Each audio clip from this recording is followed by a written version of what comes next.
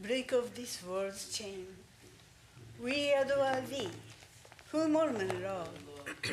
Spotless, taking man's form. O purifier, thou art above the gnat tree. Knowledge divine, not flesh. Thou whom the cosmos wears, a diamond at its heart. Let us look deep in thine eyes. They are bright with the wisdom of God that can wake us from Maya's spell. Let us hold fast to thy feet, treading the waves of the world to safety. O drunk with love, God drunken lover, in thee all paths of all yogas meet. Lord of the world, thou art ours, who art born a child of our time, easy of access to us, O merciful, if we take any hold upon God in our prayer, it is by thy grace alone, since all thine austerities were practiced for our sake. How great was thy sacrifice, freely choosing thy birth in this prison, our iron age, to unchain us and set us free. Perfect, whom lust could not taint, nor passion nor gold draw near. O Master of all who renounce, fill our hearts full of love for thee.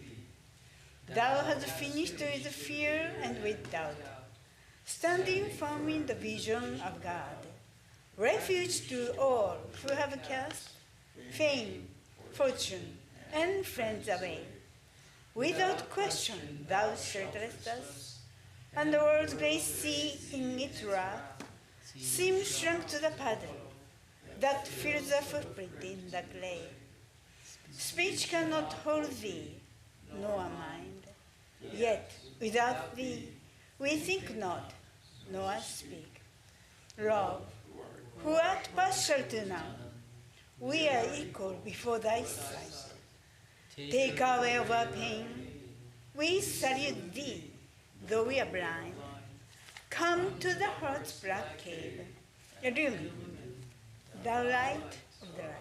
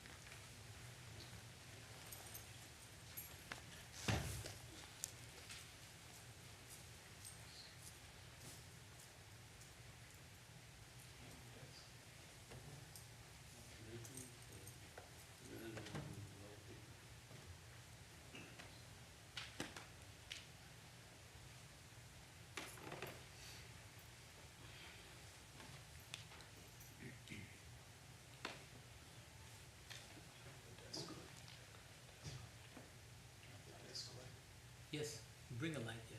It'll be easier to read.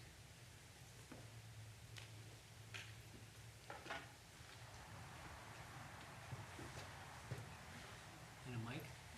Do we need a mic? Or?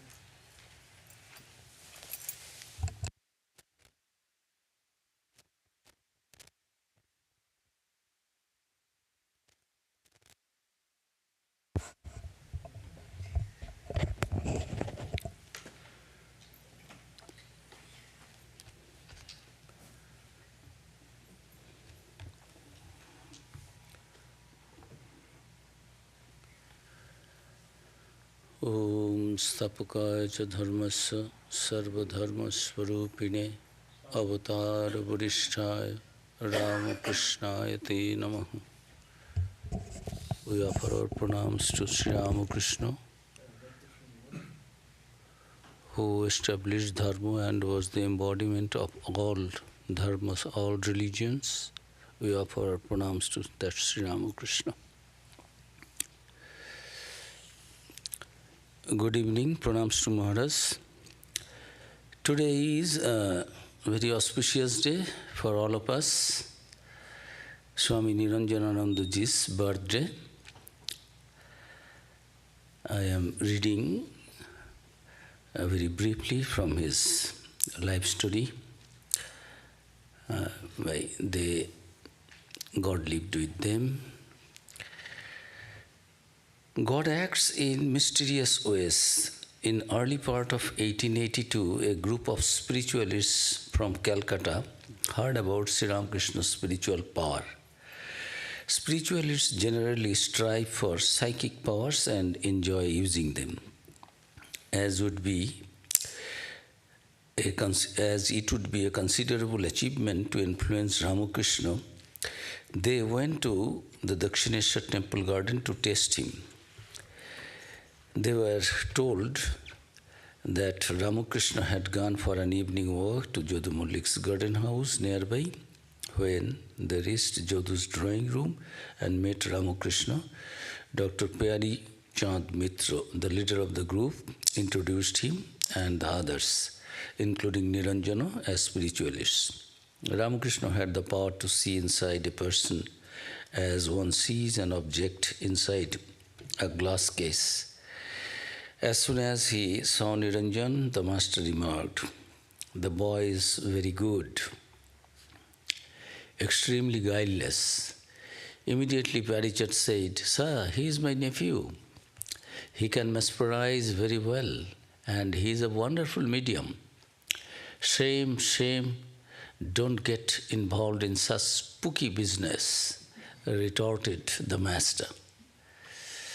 Despite this, the spiritualists requested Sri Ramakrishna, "Please allow us to mesmerize you." And Master was saying, "Oh, these people have come to test me, all right, like a small child." Master also allowed them, and they sat around Sri Ramakrishna and then tried to, as they do, control Sri Ramakrishna's mind.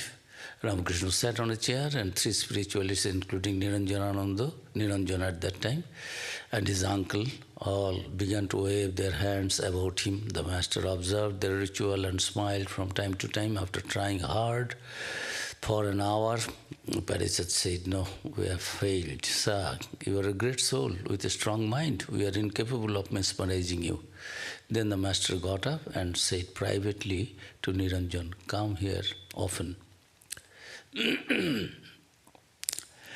Nitya Niranjan Ghosh, Niranjan's pre-monastic name, Swami Niranjananandaji's, was born in 1862 at Rajarhat, Bishnupur, District 24, Parganas, near Calcutta, a few miles from Calcutta. His father's name was Ambikacharan Ghosh. Niranjan was tall and handsome and endowed with a broad chest and beautiful bright eyes. He had a strong, energetic, and athletic physique. His nature was fearless and heroic. In his childhood, he was fond of playing with a bow and arrows, like the great heroes of the Hindu epics. He had a consummate passion for truth and deep compassion for the poor. So when Niranjan was in his teens, he was sent to his uncle's house at Ahiritola, Calcutta, for higher education. And there he was attracted by this group of spiritualists, and his own uncle, Parichad Mitra, was the leader of the group. And then Niranjan became famous for his very apt medium. And many people, wealthy people, rich people, used to come for mental peace and happiness. And seeing their suffering, once a wealthy man of Calcutta who had suffered from insomnia for 18 years sought Niranjan's help.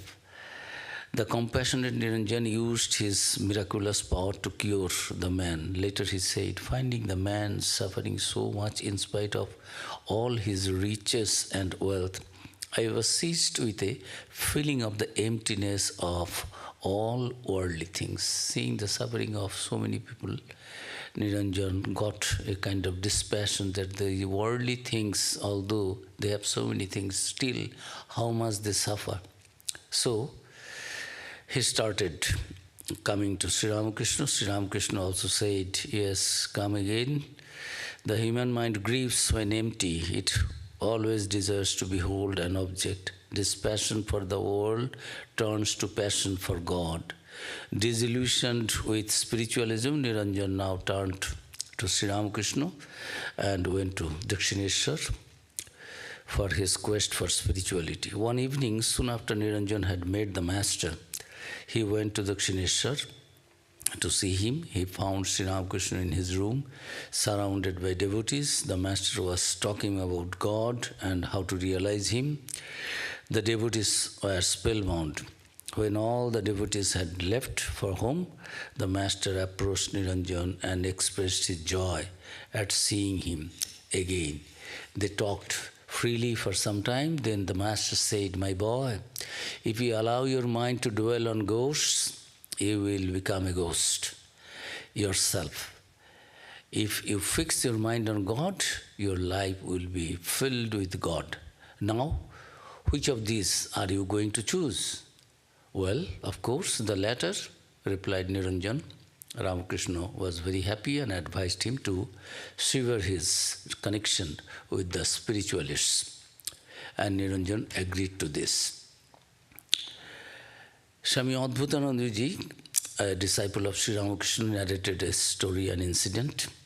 And I quote, one day the master tasked brother Niranjan and for 3 days and 3 nights, Niranjan did not get one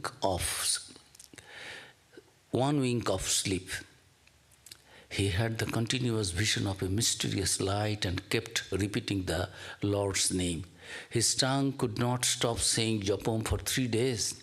Prior to meeting the master, Niranjan was employed by spiritualists as a medium, as we have just discussed, for contacting spirits. So one day the master humorously said, now, my boy, another ghost, the Holy Ghost, is upon you.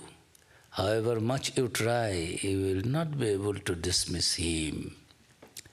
So, Niranjan also was being trained under Sri Ramakrishna.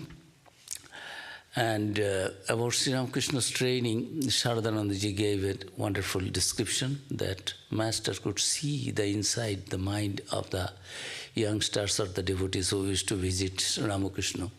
So, out of them master would choose, and master would find out who were spiritually very advanced and born to achieve the goal in this life itself, and would encourage them separately, confidentially, privately to come and spend time with Sri Ramakrishna and train them. The Sharadanandaji's one description is there that when they used to come, shortly after the arrival of such devotees to master would call them aside, call him aside, ask him to meditate, and then under the influence of divine inspiration, he would touch certain parts of his body, like the chest or the tongue. By that potent touch, the devotee's mind would become indrawn, and sense objects would vanish from its perception. his accumulated impressions of the past would be activated and produce spiritual realization in him. Besides touching the devotees in that way, the master initiated some of them with mantras. So master also in this case initiated Niranjan with a mantram. Niranjananandji later said this experience. I was then working in an office. One day I went to visit Sri Ramakrishna at Dakshineshwar. He wrote a mantram on my tongue and asked me to repeat it. What an experience! After returning home, even when my eyes were closed, I began to see innumerable fireflies in my room. The mantram was vibrating in my head and in every limb of my body. I wanted to sleep, but I could not. But I could not stop the repetition of japam. I had previously been unaware of this phenomenon. I became scared and thought that I would go out of my mind. After 3 days, I returned to Dakshineshwar and said to the master, Sir, what have you done to me? After listening to my story, he laughed and withdrew the power of the mantram. Then he said, it is called ajapa japam, the repetition of japam effortlessly and unceasingly. So Ramakrishna's teachings varied from person to person. For instance, he scolded the mild-tempered Yogananda because he did not protest some false accusations made against Sri Ramakrishna. But the master instructed Niranjan differently. Niranjan was habitually good-natured, but he had a violent temper. One day, when he was coming to Dakshineshwar on the public ferry, he overheard some of the other passengers speaking sneeringly of Sri Ramakrishna, saying that he was not a true man of renunciation, but a hypocrite who enjoyed good food and every comfort and whose disciples were gullible schoolboys. Niranjan protested strongly, but the speakers ignored him. At this, Niranjan became enraged, jumped to his feet, and began to rock the boat, threatening to capsize it in midstream. Niranjan was a powerful swimmer. He could easily have swum ashore after carrying out his threat. The passengers were frightened and they begged to be forgiven. When afterwards Ramakrishna heard about this incident, he rebuked Niranjan severely and he told, anger is a deadly sin. You ought never to let it carry you away. The seeming anger of a good man is something different. It is no more than a mark made on water. It vanishes as soon as it's made. As for those mean-minded people who talked against me, they were not worth getting into a quarrel with. You could waste your whole life in such quarreling. Think of them as being no more than insects. Be indifferent to what they say. See what a great crime you were about to commit under the influence of this anger. Think of the poor helmsman and the oarsmen in that boat. You were ready to drown them too, and they had done nothing. So in this way, Master used to train these youngsters coming to Sri Ramakrishna for spiritual advancement. At one time, Niranjan was compelled to accept a job with an indigo planters company at Murshidabad, more than 100 miles north from Calcutta. Ramakrishna was aggrieved when he heard of this and remarked, I would not have been more pained had I heard of his death. A few days later, when he saw Niranjan, he learned that he had to accept the job to maintain his aged mother. With a sigh of relief, the master told Niranjan, then it is all right. It won't contaminate your mind. But I tell you, if you had done so for your own sake, I could not have touched you. Really, it was unthinkable that you would stoop to so much humiliation. Did not I know that my Niranjan had not the least trace of impurity in him? Upon hearing this remark, a member of the audience questioned the master, Sir, you are condemning service, but how can we maintain our families without earning money? The master replied, Let him who likes to do so. I don't forbid everyone. I say this only to these young aspirants, pointing to Niranjan and others, who form a class by themselves. Ramakrishna did not want his intimate disciples to become slaves of lust and gold.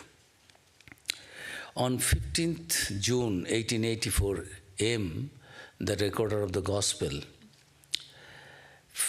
recorded the feeling of Master had for Niranjan in the Gospel of Sri Ramakrishna. And I quote, After the music, the Master sat with the devotees. Just then Niranjan arrived and prostrated himself before him. At the very sight of this beloved disciple, the Master stood up with beaming eyes and smiling face and said, You have come too. Now to M, Master told, You see, this boy is absolutely guileless. One cannot be guileless without a great deal of spiritual discipline in previous births. A hypocritical and calculating mind can never attain God. Then to Niranjan, he said, I feel as if a dark veil has covered your face. It is because you have accepted a job in an office. One must keep accounts there. Besides, one must attend to many other things, and that always keeps the mind in a state of worry. You are serving in an office like other worldly people, but there is a slight difference in that you are earning money for the sake of your mother. One must show the highest respect to one's mother, for she is the very embodiment of this blissful Mother of the universe. If you had accepted the job for the sake of your wife and children, I should have said, Fie upon you, 1,000 shames. So in this way, Sri Ramakrishna was training his disciples now in the service of Master. When Sri Ramakrishna was detected with cancer and brought to Calcutta for treatment and was staying in Shampukur, Swami Niranjan, at that time Niranjan, he was given the charge to act as Master's gatekeeper, because doctor said if Master talks to others and many people come, this is very dangerous, fatal disease. There is no medicine, treatment. So Master should not be disturbed by others. Others should not come and touch Master's feet and allow Master to talk. So certain things were imposed, and Niranjan took the position of the gatekeeper, which was very bad, because devotees and everyone want to come to Sri Ramakrishna, and he had to stop them. And there was an incident, funny, and I read it. In 1884, when Sri Ramakrishna went to see Girish Ghosh's drama, Chaitanya Leela, he had been extremely pleased with Binodini, the actress who had played the part of Chaitanya, and had blessed her. She, in turn, had become very devoted to the Master, but could not find another opportunity to meet him. Now, hearing of his illness, she longed to see him again. But the Master's disciples were very strict about visitors. They feared that if Sri Ramakrishna talked too much, or if he were touched by impure people, his disease would be aggravated. Most actresses were prostitutes at that time. In order to see the Master, Binodini sought help from Kalipada, whom she knew through Girish. One evening, acting on his advice, she dressed herself as a European gentleman and went with Kalipada to the Shampukur house where Sri Ramakrishna was staying, introducing her to Niranjan as a friend of his. Kalipada took her to the master, who was alone in his room at that time. Sri Ramakrishna laughed when Kalipada told him who this European gentleman really was. After praising Binodini's faith, devotion, and courage, the master gave her some spiritual instruction and allowed her to touch his feet.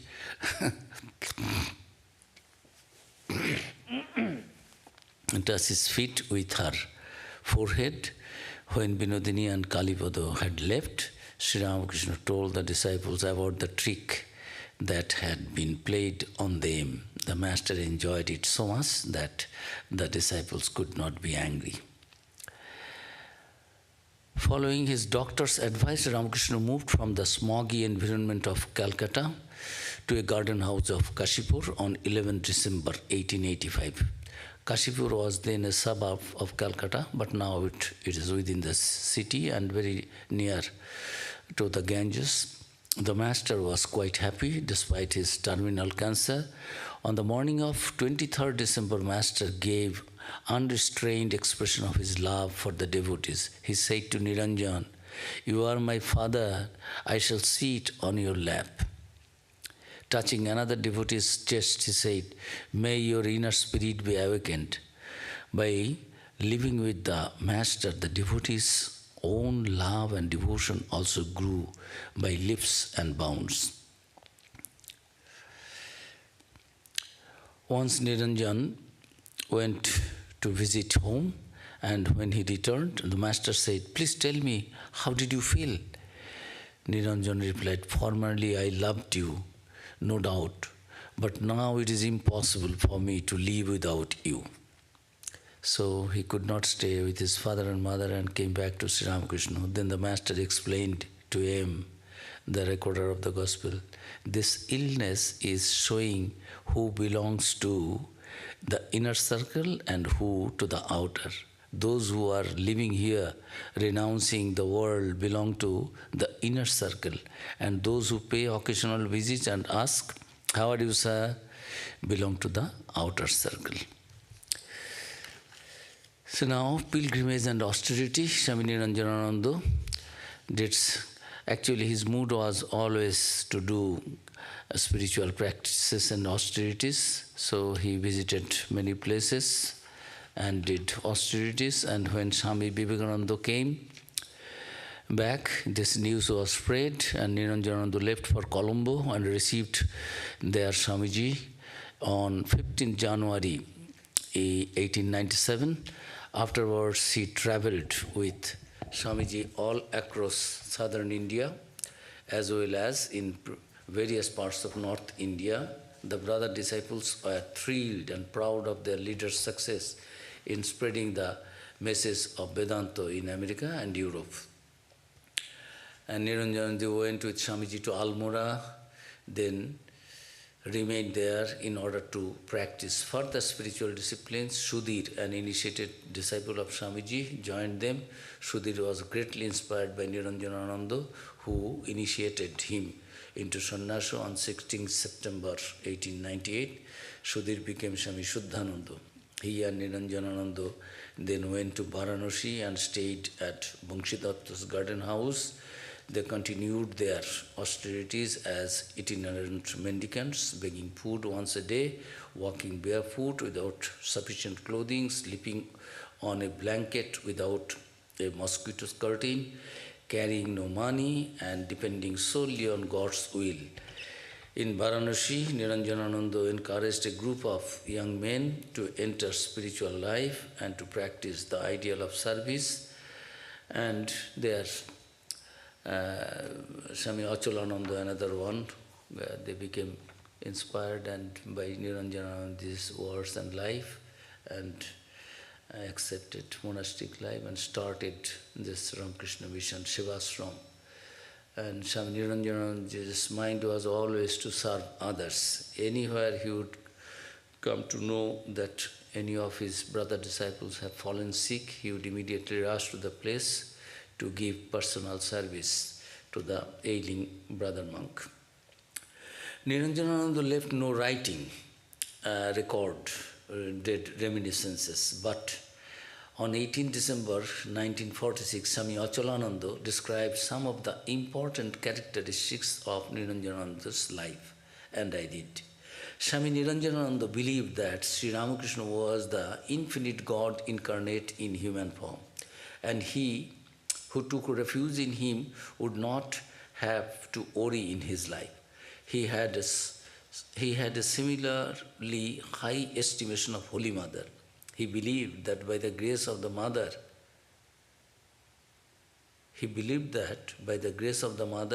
he could do anything. About Sri Ramakrishna, he said, if anybody came to the Master and said that he would not marry, the Master would dance with joy. He believed one should sincerely serve the Master, thinking of him as living, conscious being, our very own. This is the supreme worship. The Swami did not put too much stress on rituals and mantras. He was a strong person and was not afraid of anybody. He considered the Master his only refuge. He appreciated those who had a dauntless nature. He had tremendous faith in the doctrine of service as established by Swami Vivekananda, and he encouraged people to serve human beings as manifestations of God. He was a man of truth and wanted others also to adhere to the truth. He did not care for people who did not keep their word. He was extremely generous without any misgivings. He would take care of anyone who asked help from him. He would inspire young people to follow the path of renunciation and again caution them, saying that the path is indeed a difficult one. He said, it is important for a monk to live on alms or madhukari. So he used to do physical exercise regularly, and he encouraged the young men to keep their bodies strong and active.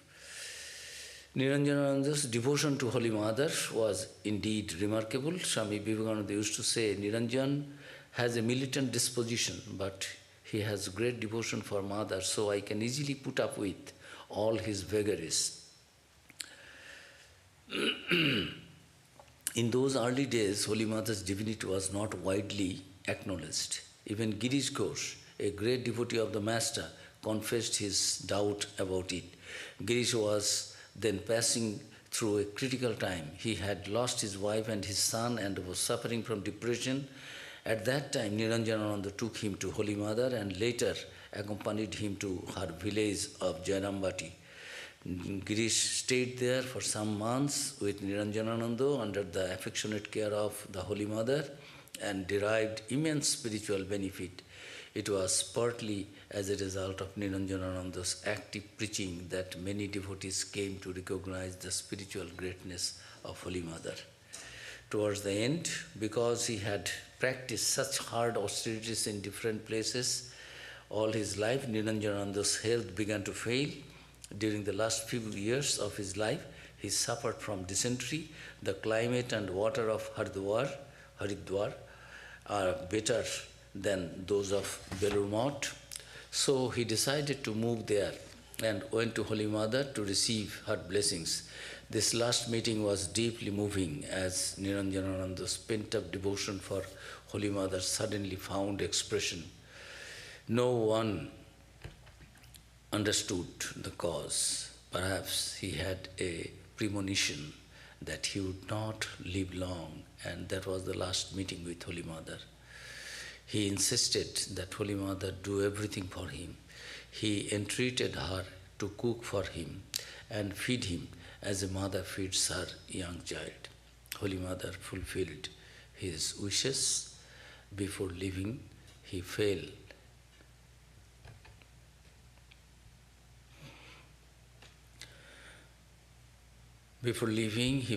at her feet and burst into tears. Then he silently went away, knowing that he would never see her again. At Haridwar, he lived in a rented house and continued his sadhana. His chronic dysentery was inexorably emaciating his body, but it could not stifle his renunciation. Sri Ramakrishna had enkindled his spirit when Niranjanananda was just in his teens, and it continued to shine brightly throughout the remainder of his life. He wished to complete the journey of his life alone. Afterward, towards the end, he was stricken with cholera. Like a hero, he took shelter on the bank of the Ganges and surrendered himself to God. When his attendant offered to serve him, Niranjanananda declined. When the attendant nevertheless insisted, he said, "Don't you want me to die in peace?" Then the attendant reluctantly departed. Swami Niranjanananda, a heroic monk of Ramakrishna, passed away in Samadhi on 9th May 1904. Later, Niranjanananda's attendant realized the truth of Sri Ramakrishna's prediction, and I quote, "Do you know what these youngsters are like? They are like certain plants that grow fruit first and then flowers. These devotees first of all have the vision of God. Next, they hear about His glories and attributes, and at last they are united with Him. Look at Niranjan. He always keeps his accounts clear. He will be able to go whenever he hears the call." Om Shanti, Shanti, Shanti. Hari Om Tat Sat. Sri Ramakrishna Arpanamastu.